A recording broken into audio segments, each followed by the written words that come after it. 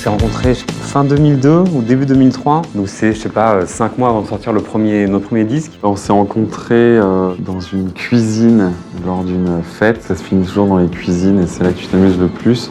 On s'est plu tout de suite, quoi. On s'est vus et on a décidé de rigoler et de faire des blagues et de faire de la musique ensemble assez rapidement. Gaspard! Comme tous les gens de notre âge, on a joué dans des groupes quand on était au lycée.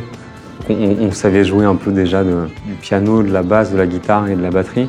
C'était pas tant la musique qui nous intéressait que C'était l'époque des cash converters, donc je sais pas si ça existe encore, où tu pouvais acheter des synthés, des choses pour pas très cher. Et avec notre premier synthé, premier sampler, on a fait donc le premier morceau qui était Warrior Friends. On n'avait pas d'ordinateur encore à l'époque. On avait vraiment un équipement rudimentaire. Je me souviens encore d'une photo d'une prise de voix où c'est Gaspard qui est derrière un micro. Et les écouteurs, c'est des écouteurs de Game Boy. Finalement, avec assez peu de moyens, on avait à notre disposition tout ce qu'il fallait pour faire un disque nous-mêmes, en fait, du début jusqu'à la fin. Les 2 premiers morceaux qu'on a fait, c'était celui-là et un morceau qu'on a fait pour une compile d'amis, en fait. Donc je crois qu'ils en ont vendu 70 copies. Donc c'est une rareté de justice.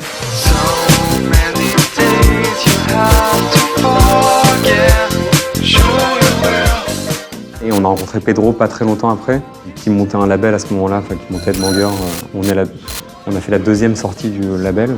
La ligne éditoriale de Headbanger, c'était sortir des disques de gens qui n'avaient jamais rien fait avant. On n'avait pas d'ambition particulière au moment où on faisait la musique. Comme c'est Pedro qui a écouté notre musique en premier et qui voulait la sortir, on ne s'est pas vraiment posé de questions. Enfin, c'était ça aussi un peu notre luxe, c'est qu'on n'a pas envoyé des milliards de démos à droite à gauche pour choisir et ça nous est tombé dessus par hasard.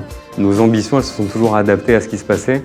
En fait, avant de le faire, on se disait jamais « ouais, il faut qu'on fasse un disque et que ça soit écouté et qu'on tourne ». De 2004 à la sortie de notre premier album, donc en 2007, je pense qu'on jouait 4 ou 5 fois par semaine, un peu partout. Notre premier booker était un Allemand, donc on a joué, je pense, dans toutes les villes d'Allemagne de plus de 2000 personnes. On les a faites. Donc on jouait dans des raves, vraiment dans des cavernes. On a fait les trucs les plus...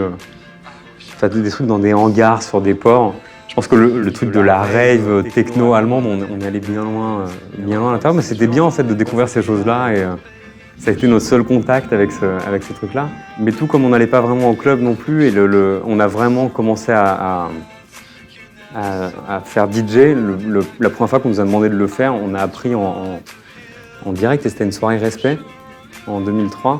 Et c'était la première fois qu'on avait des platines devant nous et des disques. Et donc on a joué extensivement jusqu'à 2007 et après on a levé un peu le pied. Waters, il a mis aussi pas mal de temps avant de devenir populaire. C'est-à-dire que les premiers retours qu'on avait, ils étaient un peu catastrophiques. Et aussi quand nous on jouait, ça marchait pas du tout. Le morceau il est pas dansant, il sonne de manière quand même vraiment particulière. Enfin, pour te donner un exemple, on avait des tests presse du morceau et on commençait à le jouer en festival. Et ça a l'air d'être une blague, mais systématiquement quand on le jouait, il y avait les mecs de la technique de la scène qui venaient pour vérifier si les platines n'avaient pas un problème ou si elles n'étaient pas débranchées. Les premiers copains à qui on a envoyé des tests presse, ils me disaient ouais ça a l'air cool mais il y a un problème de pressage sur la face. On disait bah non c'est le morceau il est comme ça. Ça paraît invraisemblable maintenant. Un jeune de 2016 qui écoute ça lui paraît complètement normal. Et depuis il y a des choses 100 fois plus extrêmes qui sont sorties. Mais ce morceau-là, à cette époque-là, c'était un peu compliqué à faire accepter. Waters of Nazareth, c'était concomitant avec le moment où on a découvert qu'on pouvait faire de la musique avec un ordinateur. Ça, et aussi, je pense que dès le début, on avait envie de s'offrir la liberté de faire ce qu'on voulait. Finalement, la seule manière de vraiment faire ça, c'est de casser les attentes dès le départ. D'ailleurs, une fois qu'on avait fait les 3 premiers, donc, qui sont Waters, Dance et Where Are Your Friends, on savait que les gens attendaient plus rien de précis de nous et donc on pouvait aller vraiment là où on voulait, ce qui est absolument pas une garantie du fait que ça va fonctionner. Nous en tout cas on se sent libre de faire ce qu'on veut. Il se passait tellement de temps entre nos singles que en fait on avait déjà une hype alors qu'on n'avait rien fait et on s'attendait déjà à un retour de bâton alors qu'on n'avait pas sorti notre premier album. Donc outre l'envie de faire un morceau comme ça, puisque aussi l'envie partait de faire un morceau disco chanté par des enfants, on disait que ça allait être parfait comme premier single pour se libérer de tous les trucs de hype, est-ce qu'ils sont cool, est-ce qu'ils sont pas cool, est-ce que c'est ringard, est-ce que c'est nouveau. Et on disait que si cette dragée passait, on pourrait faire ce qu'on voulait après. Et on comprend toujours pas par quel miracle ça a aussi bien fonctionner. Mais par chance, c'est passé, donc c'est parfait. On l'a écrit assez vite et après de le construire, de fabriquer, ça a été assez long. Ouais. Et évidemment, le clip, il a été important.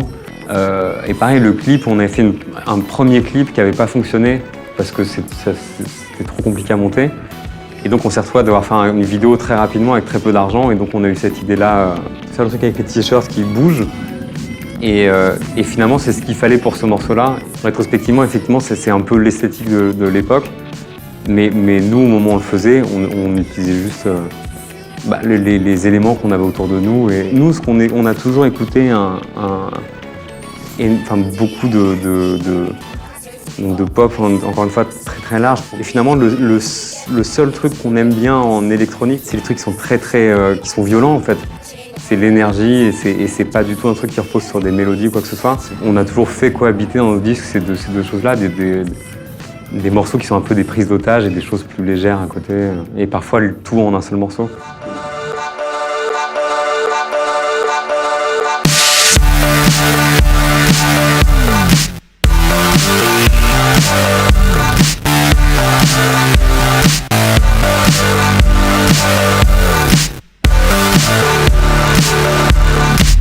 Ce qu'on pouvait pas faire avec un sampler avant, c'est qu'un sampler, je sais pas, tu avais 2,5 secondes de mémoire que tu peux mettre dans la machine.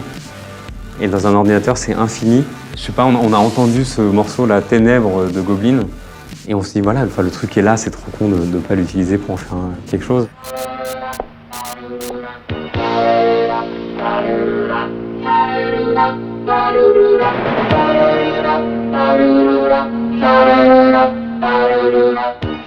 Mais c'est notre politique en fait par rapport au sample, c'est que si ça vaut le coup de le faire, il faut le faire. Et si tu peux faire sans, faut le faire sans. Plus on reste en circuit fermé, plus ça nous ressemble à la fin. On s'amuse trop bien tous les deux pour avoir envie d'amener d'autres personnes dans la boucle. Il y a un truc qui fonctionne assez bien quand t'es deux, c'est qu'il peut pas y avoir de coalition interne. Donc ça reste toujours hyper démocratique. Après, je pense que notre première influence quand on a commencé à faire de la musique, c'était les Buggles, qui est un groupe de 2 personnes.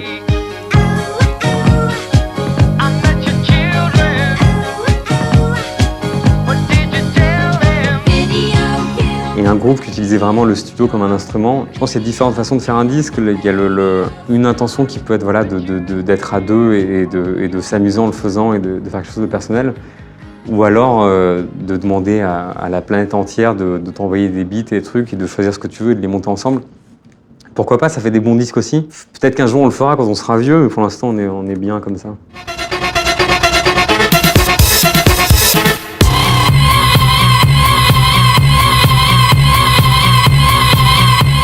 Comment faire le clip le plus violent possible sur le morceau le plus violent du disque. On avait 3-4 options pour le faire, 3-4 idées différentes. Nous, on l'a écrit à 3 avec Romain et on a choisi celle qui nous paraissait la plus franco-française. Et on a choisi celle-là parce que elle collait bien avec ce que faisait Romain déjà. Après le tournage, on n'était pas du tout là, donc il était tout seul. Il l'a monté tout seul et il nous l'a montré fini. Et je crois que c'est une des seules fois où on nous a montré un clip monté et qu'on a dit ok, c'est bon, c'est là.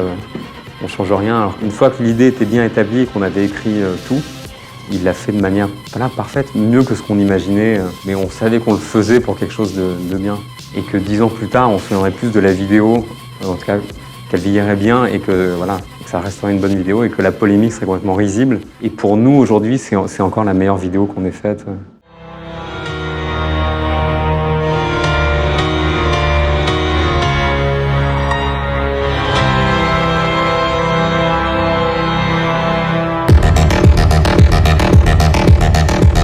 On avait fait une maquette, je sais pas, de 2 minutes, un truc comme ça.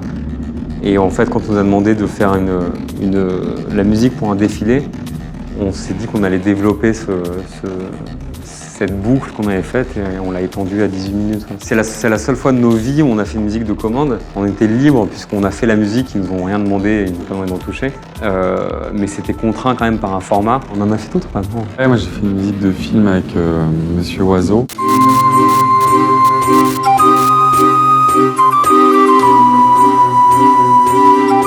C'était un exercice assez amusant parce que Quentin Dupieux, il a une manière très différente de travailler que la nôtre, où il est plus dans un truc d'instantanéité et d'énergie créatrice. On a fait des espèces de petits morceaux assez courts, le plus évocateur possible. Après, il y avait aussi des trucs bien gogoles. Mais après, pour reparler de Planisphère, c'était un petit peu la même démarche, dans le sens où c'était un thème arrangé de plein de manières différentes, et ce qui est souvent un peu le cas dans les BO de films, où tu as un espèce de thème principal qui est arrangé de manière soit joyeuse, soit inquiétante, soit mélancolique, avec la même base mélodique, et c'était intéressant de faire ça sur Planisphère aussi.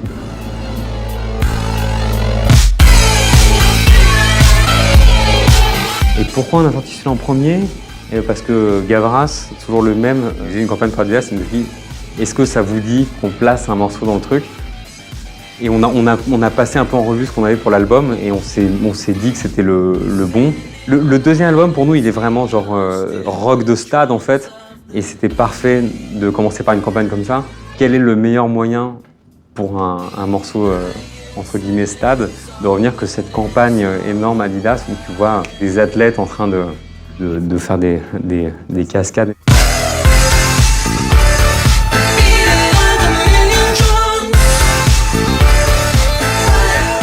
Il y a un truc formel qui change un peu entre Audio Video Disco et le premier album, mais en fait l'intention de faire une musique assez dramatique, combinée avec cette idée-là d'injecter un peu de glam rock, ce qui nous paraissait être un mélange assez frais. Mais j'imagine que même dans le nouvel album, il y a encore des choses qui sont un peu qui partent des mêmes envies et qu'on peut raccrocher à ça. C'est la première fois qu'on a un nom d'album avant de terminer le disque. Le mot évoque quelque chose de puissant, de beau, qui nous est venu pendant qu'on faisait le disque. Et en fait, ouais, c'est une sorte d'hommage à toutes les femmes qui sont dans nos vies. C'est aussi véritablement un moteur de nos vies et de ce qu'on fait. On fait toujours quelque chose, finalement presque toujours, pas tout le temps, mais pour une femme quelle qu'elle soit, et on parle pas juste d'une femme comme c'est pas leur woman, comme ça, c'est un peu plus large que ça. Je pense que c'est pas par hasard si le symbole de la justice c'est une femme aussi, et pas un espèce de mec surmusclé avec un couteau entre les dents en fait. Tout ça a un sens finalement. Les idées qu'on a pour les disques, elles sont plus larges qu'un truc de design sonore ou de compression, de trucs qui n'ont aucune importance en fait. Le son que ça a, c'est quelque chose qui dépend des morceaux et c'est pas l'inverse. Assez naturellement, on développe certaines idées qu'on a eues avant. Et naturellement, on en abandonne d'autres. J'ai peur de modifier leur réglage en fait. On n'a jamais fait de morceaux aussi longs de nos vies. Quand la base était bonne, enfin quand c'était mauvais, on arrêtait tout de suite et on ne cherchait pas à les développer. Et quand c'était bien, on les nourrissait assez facilement, on avait plein d'idées pour rajouter des choses tout le temps. Et finalement, les versions de travail de ces morceaux-là, elles étaient toujours très très longues. Et après, on a élagué, on a retiré le plus possible. Mais tout en aimant bien l'idée finalement que on faisait un album où les choses prenaient leur temps pour se développer et pas être dans un truc trop frénétique.